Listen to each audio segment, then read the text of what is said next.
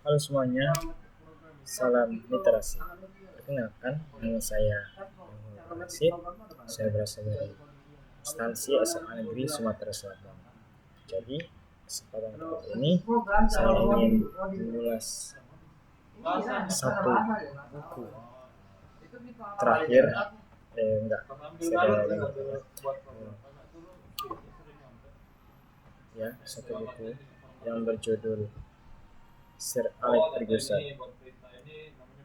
Buku ini salah satu buku non-fiksi yang lebih dikenal buku autobiografi. Oke, jadi mari kita lihat sebagai seorang sekolah. Jadi kebetulan praktek teman-teman, saya merupakan fan football dan juga saya itu pengagum kepemimpinan yang kuat. Jadi teman-teman membaca buku ini itu seperti duduk di satu ruangan besar hening dengan seorang mentor yang sudah mengalami segalanya di samping kita. Buku Alex Ferguson bukan sekedar buku tentang sepak bola, bukan sekedar buku yang membahas kepelatihan dalam bermain bola.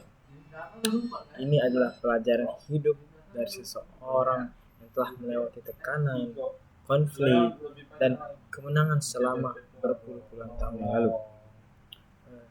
Hal yang paling saya kagumi dari buku ini adalah bagaimana seorang pelatih dari tim Manchester United ini, yaitu Sir Alex Ferguson, menggambarkan prinsip hidupnya dengan tegas.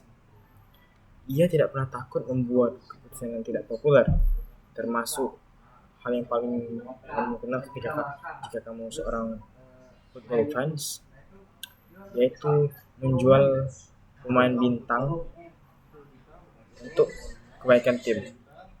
Misalnya, bagaimana ia menjelaskan keputusannya berpisah dengan David Beckham.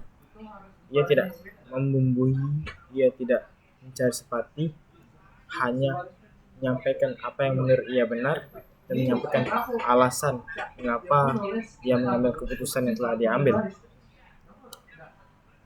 Ini menunjukkan bahwa pentingnya integritas dan ketegasan dalam memimpin, terutama dalam hal mengambil keputusan. Saya juga sangat terkesan dengan perjalanan yang membangun Class of 92, itu lebih dikenal dengan sebuah generasi emas Manchester United yang dibentuk dari nol. Bayangin teman-teman, dibentuk dari nol. Ini semua berdasarkan kerja keras dan pembinaan karakter yang dilakukan oleh Sir Alex Ferguson sendiri. Dan itu juga membuat saya sadar bahwa kesuksesan jangka panjang bukan dibangun dengan uang atau instan, tapi lewat proses dan kepercayaan pada visi besar. Namun saya juga menyadari bahwa buku ini punya sisi yang sangat personal. Banyak cerita disampaikan dari sudut pandang Ferguson sendiri, yang terkadang terlalu bias atau terlalu menyerahkan diri. Tapi situlah nilai otentiknya. Kita diajak melihat dunia sepak bola dari mata seorang manajer yang penuh tekanan, ambisi, dan tanggung jawab yang besar.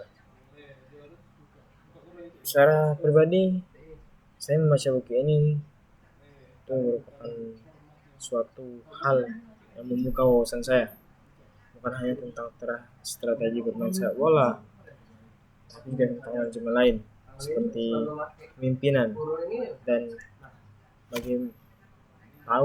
bagaimana cara menghadapi tekanan dalam level yang tinggi.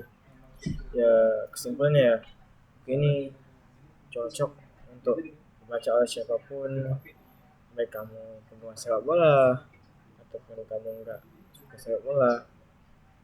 Tapi menurut saya plusnya, karena saya seorang football fans, ini merupakan suatu hal yang menarik bagi saya. Karena mengapa? Selain saya bisa mengetahui dan mengkawasan saya tentang strategi dan pemain sepak bola, saya juga mengetahui secara bersamaan tentang kepemimpinan itu sendiri. Tentunya buku yang modelnya seperti ini sangat susah dan jarang ditemui, even in the world like this. Dan juga saya sangat berapresiasi juga terhadap penerbit buku ini. Dan juga teman-teman, buku ini sangat cocok bagi kamu yang sedang cari inspirasi soal kepemimpinan, maksudnya membangun tim yang solid. Ya, menurut saya memberi rating yang besar yaitu 5 karena ya inspiratif, jujur, dan penuh kebahagiaan. Sekian dari saya. Bye bye everyone.